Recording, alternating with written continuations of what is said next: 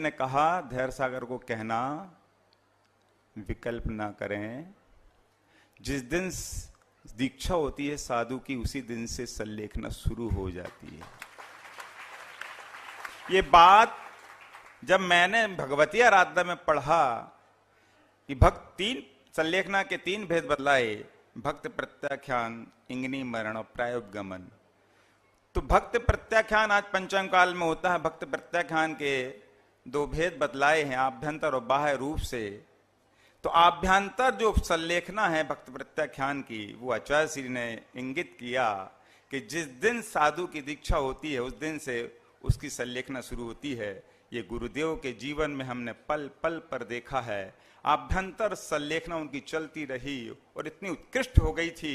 ये एक संस्मरण ये सुनाना चाहता हूं कि कहीं विरोध आया, किसी ने किसी प्रकार का विरोध किया आचार्य श्री का, संघस्थ आर्यका जी ने कहा हम जवाब देंगे, संघस्थ श्रवण महाराज ने कहा, प्रमाण सागर जी ने कहा हम जवाब देंगे। आचार्य श्री ने कहा आप लोगों को यहां वहां की चीज पढ़ने का समय मिलता कैसे? क्या आपने आगम पढ़ लिया? अपना पढ़ो, इधर उधर मत देखो। सब शांत हो गए। हमने तब समझ में आया कि गुरुदेव की अभ्यंतर साधना जीवन की शुरू से चल रही थी। और आप सभी को एक बहुत बड़ा प्रश्न खड़ा है पूरे देश में कि आचार्य विद्यासागर जी ने सल्लेखना धारण की थी कि नहीं की थी, आचार्य विद्यासागर जी ने आचार्य पद छोड़ा कि नहीं छोड़ा। ये सबका प्रश्न है, आप सबका भी होगा और सब यही सुनना चाहते हैं। मैं इतने दिन से देख रहा हूं और सबके मुख के प्रश्न मेरे पास आते कान पक गए मेरे। लेकिन मैं आज आपको कहना चाहता हूं, मैं अपने मुख से नहीं कहूंगा वो बात, ये बात आप सबको एक प्रमाणिक ढंग से रखी जा रही है। आज हम दोपहर में इरियापद भक्ति के बाद मुनि श्री समता सागर जी के साथ परम श्रेष्ठ निर्यापक मुनि योग सागर जी महाराज के पास पहुंचे। निवेदन किया कि महाराज, हमने निवेदन किया महाराज 9 फरवरी के दिन दोपहर में जो कुछ बात हुई थी आचार्य श्री के सामने, आचार्य श्री ने आपसे कहा था, मैं परम पूज्य पूज सागर जी महाराज, परम पूज्य निस्सीम सागर जी महाराज, हम तीनों खड़े थे पीछे आपके। आचार्य श्री ने जो कुछ कहा वो आप अच्छे ढंग से रखिए ना, सबका समाधान हो जाएगा। तब मुनि श्री योग सागर महाराज ने मुझसे कितनी अच्छी बात कही कि मैं आज सबका समाधान कर दूंगा, क्योंकि मैंने उसी दिन शाम को आकर के वो सब कुछ लिख लिया था अपनी डायरी में। डायरी दिखाई महाराज ने, देख के महाराज जी ने सुनकर, अरे ये तो बहुत बड़ी बात हो गई। समता सागर महाराज बोले महाराज आज आप तो इसका पूरा वाचन करना। तब योग सागर महाराज बोले पूरा एक एक खुलासा कर दूंगा मैं। आचार्य श्री ने कितनी बड़ी बातें की हैं, कितनी अच्छी, बिल्कुल साफ साफ। और आचार्य श्री ने ऐसा क्यों किया, सबके मन में प्रश्न आता है। आचार्य श्री ने घोषणा क्यों नहीं की? क्यों नहीं? कितने बड़े आचार्य थे, आगम को जानने वाले थे और कितनी अच्छी अच्छी बातें करते थे, हम लोग को सब कुछ सिखाई हैं, तो फिर वो ऐसा क्यों कर गए? तब मैं आपको बताना चाहता हूं, आचार्य श्री ने जीवन भर के लिए एक नियम ले रखा था, अनियत विहारी। वो अनियत विहारी थे और अंतिम समय तक अनियत विहारी रहे। नहीं बताया उन्हें अंतिम यात्रा का विहार कि मैं कब करने वाला हूं, कैसे करने वाला हूं, उन्हें नहीं बताया। और हम लोग तो अंतिम समय तक, रात्रि के 12 बजे तक मुनि श्री योग सागर महाराज से हमने कहा, महाराज श्री ऐसी स्थिति है। अरे रे बिल्कुल नहीं, तुम घबराओ नहीं धैर्य सागर, बिल्कुल ठीक हो जाएंगे। बिल्कुल, वो तो ऐसा होता है आचार्य श्री का हर बार होता, 4 बार ऐसा हो गया, तुम चिंता मत करो, ठीक हो जाएंगे। हम लोग सबको यही विश्वास था कि ठीक हो जाएंगे, लेकिन अनियत विहारी को कुछ और ही निर्णय कर रखा था। उनकी सल्लेखना चल रही थी, हम सबको नहीं मालूम था। परम पूज्य मुनि श्री चंद्र प्रभ सागर महाराज जी ने मुझको बताया, धैर्य सागर 20 जनवरी की बात है, ध्यान से सुनना सभी लोग। सल्लेखना चल रही थी गुरु जी की, और जिसको भी विश्वास ना हो 5 जनवरी का प्रवचन निकाल के देख लेना यूट्यूब पर। उन्हें सारे संकेत दे दिए थे, क्योंकि उनको आभास हो चुका था अपना कि अब शायद मेरा अंतिम समय है। तब उनके कंठ से कैसे रुंधे रुंधे शब्द निकले हैं, आप सुनिए। सबका सबका समाधान हो जाएगा। 20 जनवरी को गुरुजी ने चंद्र प्रभ सागर जी को कहा, जब चंद्र प्रभ सागर जी शाम को उनके कक्ष में पहुंचे, महाराज जी का एक आहार एक उपवास चलता है, तो महाराज श्री को नहीं मालूम था कि मुझे नहीं करना चाहिए, तो वो एक आहार एक उपवास चल रहा था।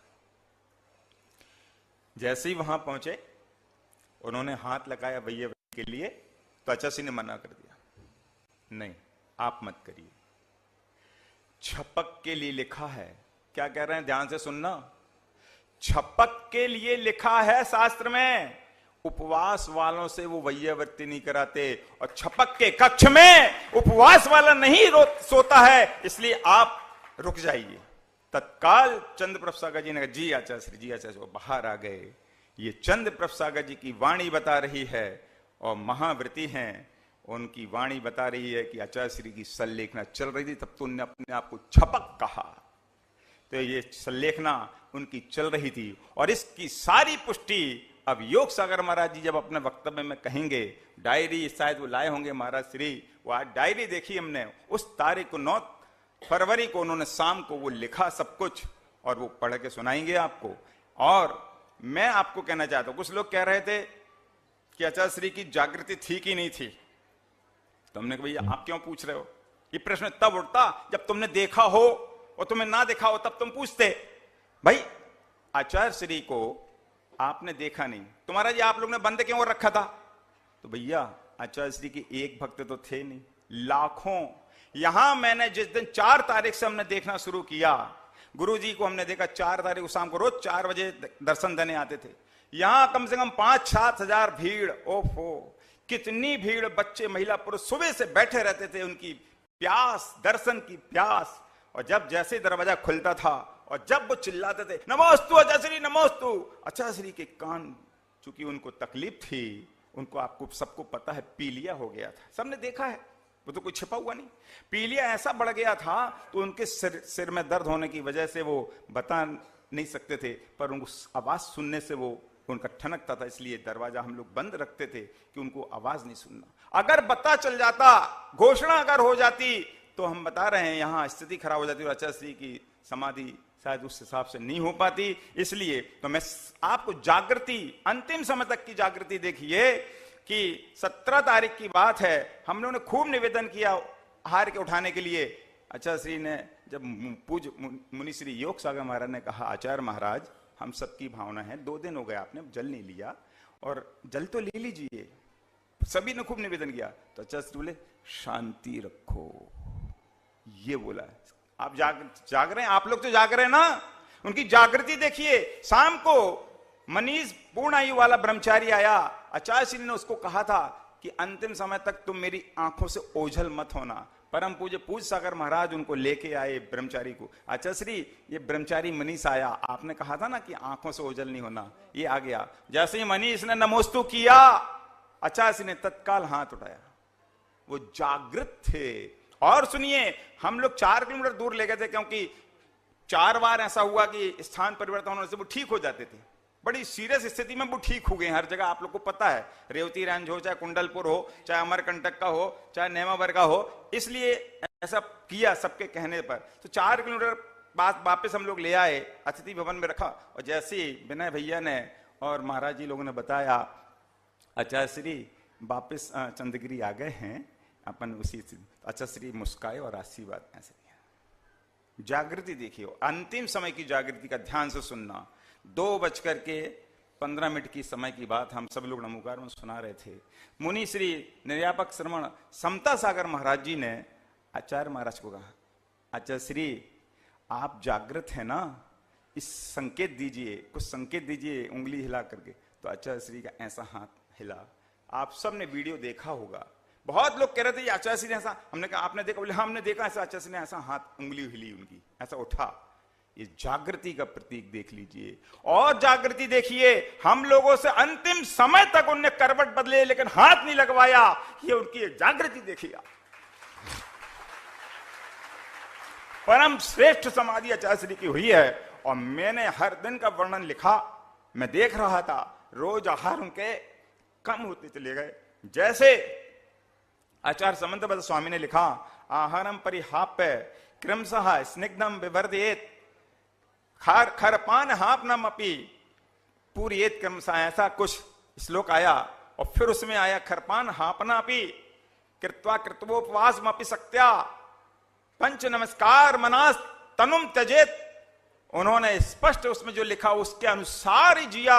अंतिम समय में और श्री ने हमने देखा 15 तारीख को 7-8 तारीख को वो आए, एक वैद्य जी आए थे पूना से। उन्होंने देखने के बाद कहा आचार्य श्री थोड़ा आहार में चेंज करेंगे, तो आचार्य श्री हम शब्द सुन रहे थे। आचार्य श्री नहीं नहीं नहीं, अब मैं रोटी आदि ठोस पदार्थ नहीं ले पाऊंगा, मेरे जंगा में बल नहीं है, मैं खड़ा नहीं रह सकता, पेय पदार्थ ही लूंगा। तब उनको बताया अच्छा जी वो चापर की लपसी, हाँ वो ले लूंगा। अच्छा जी वो माड़, हाँ ले लूंगा। वो हमारा छाछ, हाँ वो ले लूंगा। ये आचार्य सिंह ने कहा, विनय भैया बैठे, सब बैठे, और महाराज लोग बैठे थे। ये आचार्य सिंह ने स्वीकार किया। देखिए वो हम देख रहे थे रोज 8 मिनट 10 मिनट से करते, और धीरे धीरे वो पानी बढ़ाते गए, वो चीजें कम करते चले जा रहे थे। 15 तारीख को उन्होंने 2 अंजुली पानी लेके और अंजुली ढीली छोड़ दी, बैठाल दिया गया। फिर 16 तारीख को उपवास हो गया, 17 को उपवास कर लिया उन्होंने यम संलेखना ले ली थी। 2 अंजुली पानी लेने के बाद यम संलेखना ले चुके थे, इसलिए वो खूब कोशिश की। 3 बार दिन में हम लोगों ने उठाने की, उठा के बैठा दिया। परम पूज्य प्रसाद सागर महाराज ने जबरदस्ती हाथ धुला दिए, हाँ बोलो बोलो नमोस्तु नमोस्तु बोलो, हे स्वामी नमोस्तु नमोस्तु। लेकिन आचार्य तो यूं हाथ छोड़ दिया और न ढीला चढ़ दिया, और जैसे लेटाते वो करवट लेके फिर लेट जाते। वो जागृत थे, लेकिन हम लोग उठाते तो ढीला छोड़ देते हाथ। ये उनकी जागृति बता रही है कि वो पूरी तरह अंदर से जागृत थे, और उन्होंने संकल्प ले रखे थे, लेकिन बताना नहीं था संघ को, क्योंकि ये बताते ही कहीं इन लोगों के मुख से निकल गया तो ये लाखों करोड़ों जनता टूट पड़ेगी, और ये बेटियां, ये देव ब्रह्मचारिणियां कैसे रोएंगी। उनको मालूम था राग, प्रशस्त राग भी बहुत उनके लिए तो खतरनाक हो गया था अंतिम समय में, इसलिए वो सबसे निवृत्त हो गए थे और हम सबको संदेश दे गए कैसे जीना है और कैसे मरना है।